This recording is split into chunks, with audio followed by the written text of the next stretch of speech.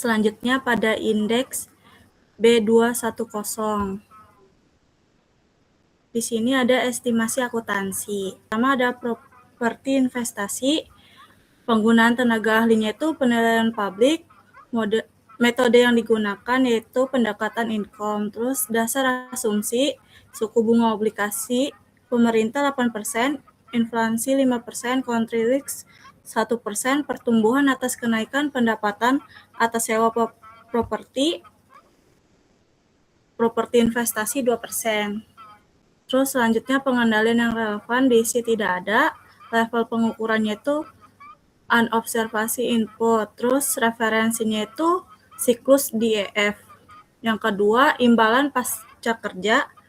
Penggunaan tenaga ahlinya itu aktuaria. Metode yang digunakan yaitu project unit credit. Dasar asumsinya yaitu suku bunga obligasi pemerintah 8%, kenaikan gaji 6%, usia pensiun 55 tahun.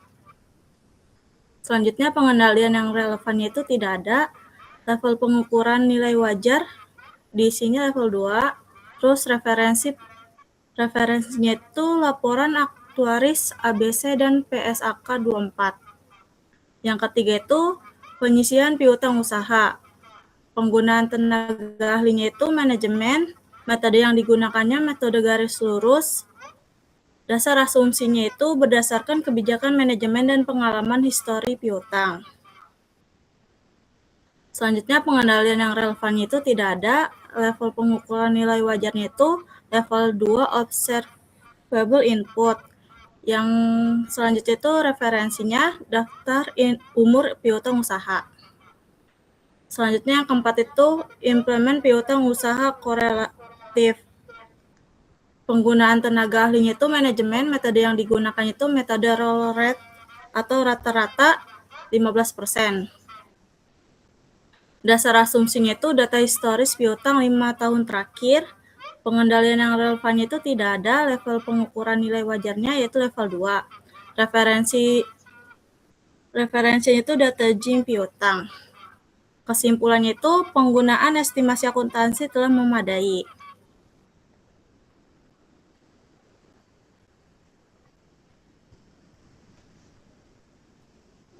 Selanjutnya, indeks transaksi dengan pihak berelasi.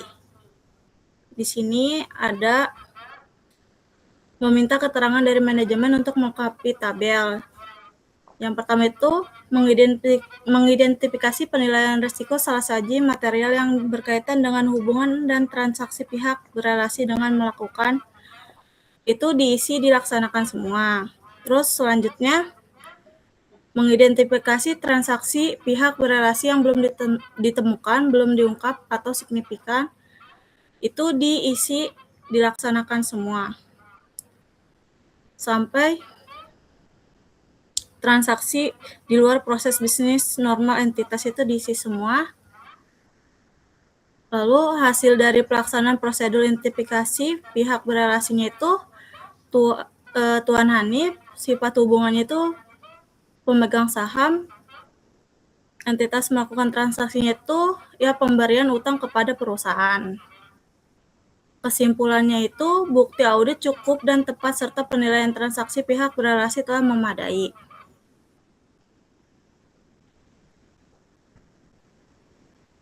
Selanjutnya ada indeks peristiwa kemudian. Di sini yang diisi nomor 2 dan nomor 7. Yang nomor 2 itu apakah terdapat informasi yang mengindikasikan adanya impairment nilai aset pada akhir periode pelaporan atau perlunya penyelesaian atas jumlah yang sebelumnya telah diakui sebagai rugi penurunan nilai aset.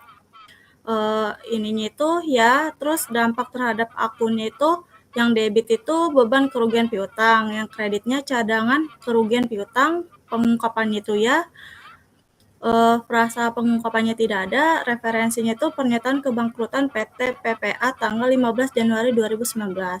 Selanjutnya nomor 7, apakah terdapat pengumuman untuk menghentikan suatu operasi, itunya ya. Terus dampak terhadap akun laporan keuangannya itu debit tidak ada, kredit tidak ada. Selanjutnya, frase pengungkapannya itu pada tanggal 22 Februari 2019 atas banding nomor 47-G/2018/PTTUN JKT menyatakan batas SK IMB nomor 1223-387K dan mewajibkan pencabutan. Selanjutnya, referensinya putusan PPTUN nomor 47-G/2018/PPTUN Jakarta. Selanjutnya, kesimpulannya diisi bukti audit cukup dan tepat serta evaluasi peristiwa kemudian memadai. Selanjutnya, di sini ada indeks kelangsungan usaha. Yang X1 itu modal kerja dibagi total aset dikali 1,2. Terus yang X2-nya itu laba ditahan dibagi total aset dikali 1,4. Yang X3-nya itu EBIT dibagi total aset dikali 3,3.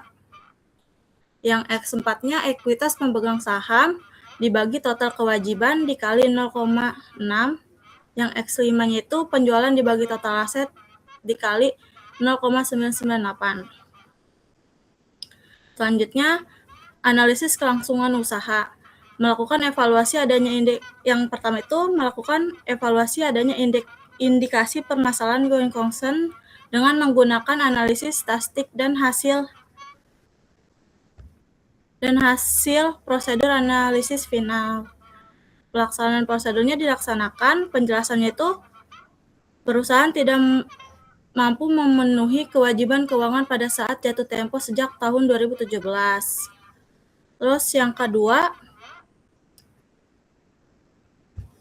mendapatkan dokumen pendukung yang relevan terkait rencana manajemen dalam merespon isu going concern perusahaan. Pelaksanaan prosedurnya dilaksanakan, penjelasannya ketidakmampuan perusahaan melunasi utang bank sesuai jadwal pembayaran. Yang ketiga, melakukan permintaan keterangan dengan manajemen mengenai kejadian atau kondisi di luar tanggal neraca yang dapat menjadi pertimbangan dalam menilai kelangsungan. Pelaksanaan prosedurnya dilaksanakan, penjelasannya manajemen merencanakan pemberian pinjaman subordinasi untuk memperbaiki likuiditas. Yang keempat, melakukan evaluasi kembali berdasarkan dokumen rencana manajemen dan hasil pemerintahan keterangan dengan manajemen. Apakah masih terdapat keraguan? Di sini tuh pelaksanaan prosedurnya dilaksanakan. Penjelasannya itu utang bank 1.600.000 telah direstrukturisikan dan direncanakan nilai memadai. Selanjutnya, prosedur dan aktivitas terkait. Yang pertama itu keuangan perusahaan. Yang pertama, perusahaan berada dalam posisi net liability atau current liability. Di sini pelaksanaan prosedurnya ada. Terus hasil risk assessment-nya itu ada. Terus penjelasannya posisi likuiditas perusahaan lemah akibat ketidakmampuan memenuhi kewajiban jangka pendek. Yang kedua, pinjaman dengan waktu pengembalian tetap mendekati jatuh tempo tanpa prospek yang realistis atas pembaruan atau pelunasan atau pengendalian yang berlebihan pada pinjaman jangka pendek untuk memadai aset jangka panjang. Pelaksanaannya ada. Terus yang ininya juga ada penjelasannya, utang bank tidak dapat dibayar sesuai jadwal sejak tahun 2017. Terus dari nomor 3 sampai nomor 11 itu tidak ada. Penjelasannya itu utang bank mengalami restrukturisasi. Selanjutnya operasi perusahaan yang di sini tidak ada semua dari 1 sampai nomor 6. Selanjutnya yang lainnya juga tidak ada. Selanjutnya terdapat permasalahan going concern.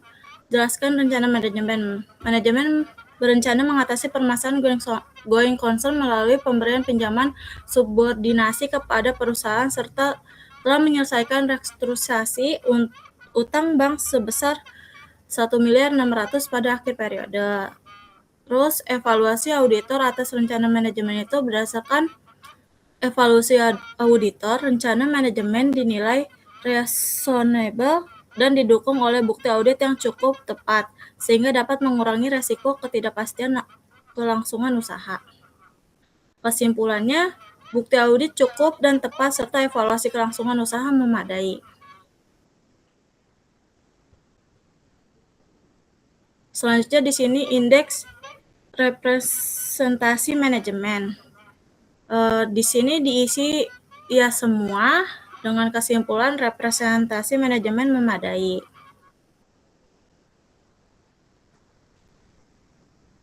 Selanjutnya indeks pakar auditor. Yang pertama itu prosedur auditor yang dilakukan untuk menguji informasi yang diperoleh dari hasil pekerjaan auditor. Yang pertama, informasi umum pakar auditor. Yang pertama, nama pakarnya itu ABC, bidang keahliannya itu aktuaris. Terus akun atau pengungkapannya itu imbalan pasca kerja. Selanjutnya, siapa yang mengikat kontrak dengan pakarnya itu manajemen. Yang kedua itu nama pakarnya DEF, bidang keahliannya itu penilaian publik, akunnya itu properti inventaris, yang mengikat kontraknya itu komisaris. Bagian yang pertama itu penentuan kebutuhan pakar auditor. Yang pertama itu faktor-faktor yang dipertimbangkan itu bagaimana terdapat pengetahuan atau pengalaman sebelum yang dimiliki auditor terkait hal yang dipertimbangkan untuk menggunakan pakar auditor. Penjelasannya itu yang bagian ABC itu auditor memiliki pengetahuan dan pengalaman yang memadai sehingga tidak memerlukan penggunaan pakar auditor. Untuk yang DF itu auditor memiliki ketahuan dan pengalaman yang memadai sehingga tidak memerlukan penggunaan pakar auditor. Yang kedua, bagaimana pakar auditor memiliki kompetensi dan kapabilitas yang sesuai. Untuk penjelasan yang untuk penjelasan ABC itu tidak diperlukan pakar auditor karena auditor memiliki kompetensi dan kapabilitas yang sesuai. Untuk DEF itu tidak diperlukan pakar auditor karena auditor memiliki kompetensi dan kapabilitas yang sesuai. Yang ketiga, bagaimana resiko salah saji material dalam hal yang berkaitan dengan pekerjaan pakar auditor. Untuk penjelasan ABC itu yang resiko salah saji material yang berkaitan dengan pekerjaan pakar auditor tidak signifikan. Terus yang untuk DF-nya itu tidak ada. Selanjutnya yang keempat, apakah pakar tersebut menjadi subjek kebijakan dan prosedur pengendalian mutu firm auditor. Yang penjelasan ABC itu tidak terdapat pakar auditor yang menjadi subjek kebijakan dan prosedur pengendalian mutu firma auditor. Untuk yang DF-nya itu tidak terdapat pakar auditor yang memiliki subjek kebijakan dan prosedur pengendalian mutu firma auditor. Untuk bagian keduanya tidak diisi, bagian ketiganya juga tidak. Langsung ke simpulan. Menurut auditor, untuk tujuan audit maka pekerjaan pakar auditor adalah memadai.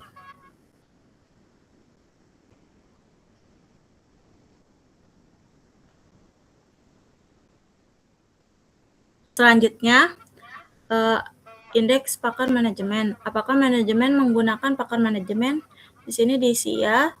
Terus informasi umum pakar manajemen itu yang pertama nama pakarnya itu ABC, bidang keahlian itu aktuaris, akun atau pengungkapan itu imbalan pasca kerja.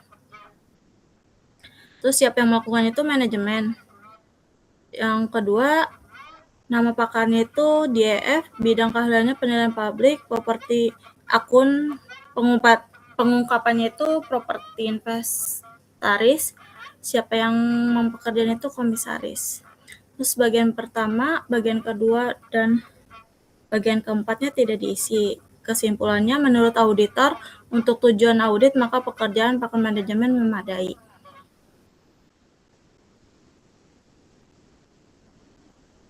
Selanjutnya indeks komitmen dan kontingensi.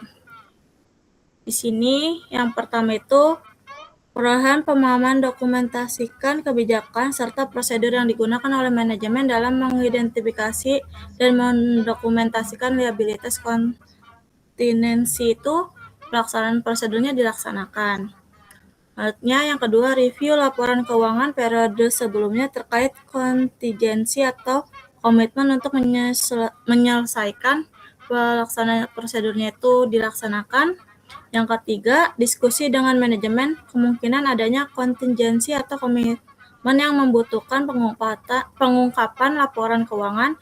Diskusi mencangkup pertimbangan nilai bawaan aset dan liabilitas yang sensitif terhadap perubahan. Pelaksanaan prosedur itu dilaksanakan. Review minutes of meeting terkait kontrak atau bentuk dokumentasi lainnya terkait pelaksanaan komitmen atau kontingensi. Pelaksanaan prosedurnya dilaksanakan.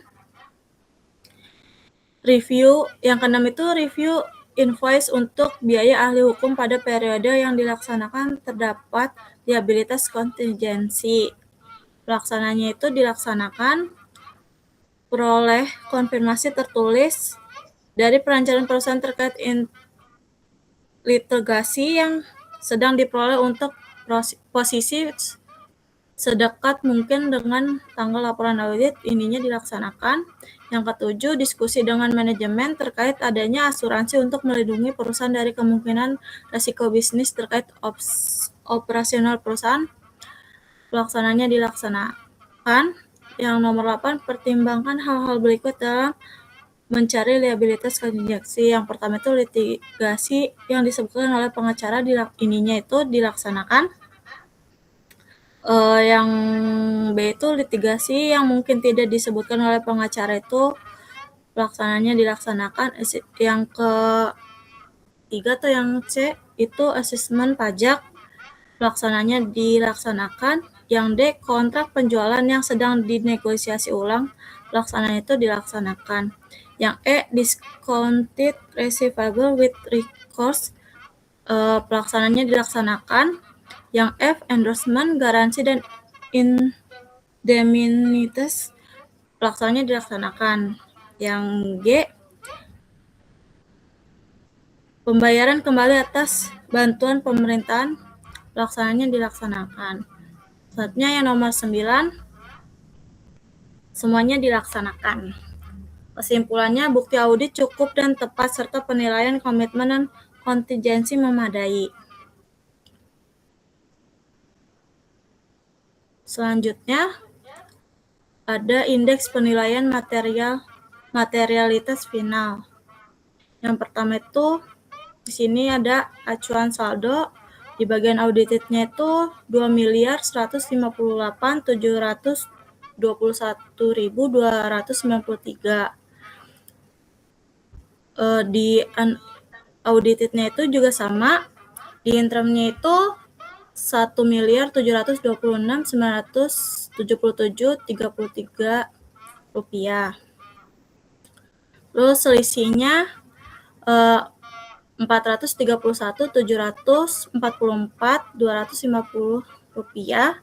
Persentasenya 25%. Margin persennya itu 5%. Bagian auditednya itu 5%, interimnya 5%. Terus materialitas keseluruhannya itu yang audited itu 107.936.065 rupiah. Terus yang unauditednya itu juga sama. Bagian yang interimnya itu 86.348.852 rupiah. Selisihnya yaitu 21.587.213 rupiah. Persentasenya 25%. Terus selanjutnya margin persennya itu bagian penentuan materialitas pelaksanaan itu 50%, bagian unauditednya itu 50%, interimnya 50%. Terus materialitas pelaksanaannya yang audited itu 53.968.032 rupiah. Unaudited-nya itu sama, interimnya itu 43.174.426 rupiah. Selisihnya itu 10.793.606 rupiah. Persentasenya 25%. Bagian ambang batas nilai yang tidak dikoreksi, bagian margin persennya itu 3%, bagian auditednya. Bagian unauditednya itu 3%, interimnya 3%. Selanjutnya nilai salah saji yang tidak dikoreksi itu bagian auditednya itu 1.619.041 rupiah. Unauditednya juga sama, bagian interimnya itu 1.295.233 rupiah. Selisihnya 323.808 rupiah, persentasenya 25%. Selanjutnya kesimpulan atas adanya selisih penilaian kembali tingkat materialitas yang material. Berdasarkan perbandingan antara nilai audited, unaudited, dan interim terhadap selisih tingkat materialitas, namun demikian selisih tersebut tidak mempengaruhi secara signifikan perencanaan dan pelaksanaan prosedur audit. Oleh karena itu, tingkat materialitas yang digunakan dalam audit dinilai telah memadai. Selanjutnya, indeks berikutnya akan dibacakan oleh